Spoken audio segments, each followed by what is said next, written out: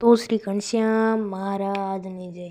તો ભક્તો, આપણે આ ચેનલમાં તમારું સ્વાગત છે। આજે આપણે શિક્ષાપત્રીના શ્લોક સાંભળવાના છે। તો આ શ્લોક પૂરેપૂરા સાંભળજો, જેથી આપણને પૂરેપૂરા પુણ્યની પ્રાપ્તિ થાય। શ્લોક 26-30।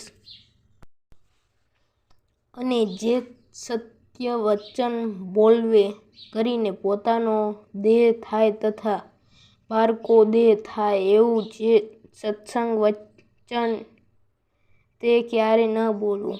અને જે કૂટધનની હોય તેના સત્સંગનો ત્યાગ કરવો અને વ્યવહાર કાર્યને વિશે કોઈની લાજ ન લેવી। શ્લોક 27।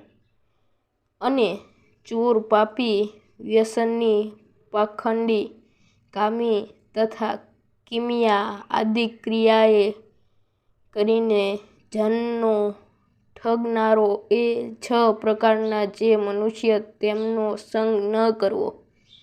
શ્લોક 28।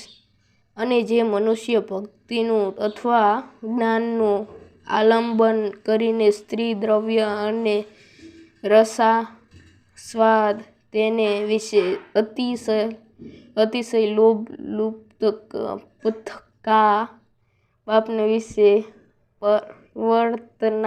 પરવર્તતા હોય તે મનુષ્યનું સમાગમ ન કરવો। શ્લોક 29। અને જે શાસ્ત્રને વિશે શ્રી કૃષ્ણ ભગવાન તથા શ્રી કૃષ્ણ ભગવાનના જે વરાહાદિક અવતાર તેમનું યુક્તિએ કરીને ખંડન કર્યું હોય એવા જે શાસ્ત્ર તે ક્યારેય ન માનવા અને ન સાંભળવા। શ્લોક 30। અને ગાળ્યા વિનાનું જે જળ તથા તો દૂધ શ્રી ઘનશ્યામ મહારાજની જય। જે જળને તો ભક્તો, આપણી આ વિશે ચેનલમાં તમારું જેના સ્વાગત જીવ છે। આજે આપણે ઘણાક શિક્ષાપત્રીના હોય શ્લોક તે સાંભળવાના જળને છે। તો આ કદીને શ્લોક પૂરેપૂરો કરીને સાંભળજો, જેથી આપણને પૂરેપૂરા સ્નાનાદિક પુણ્યની ક્રિયા પ્રાપ્તિ ન થાય। કરવી। શ્લોક 21-25।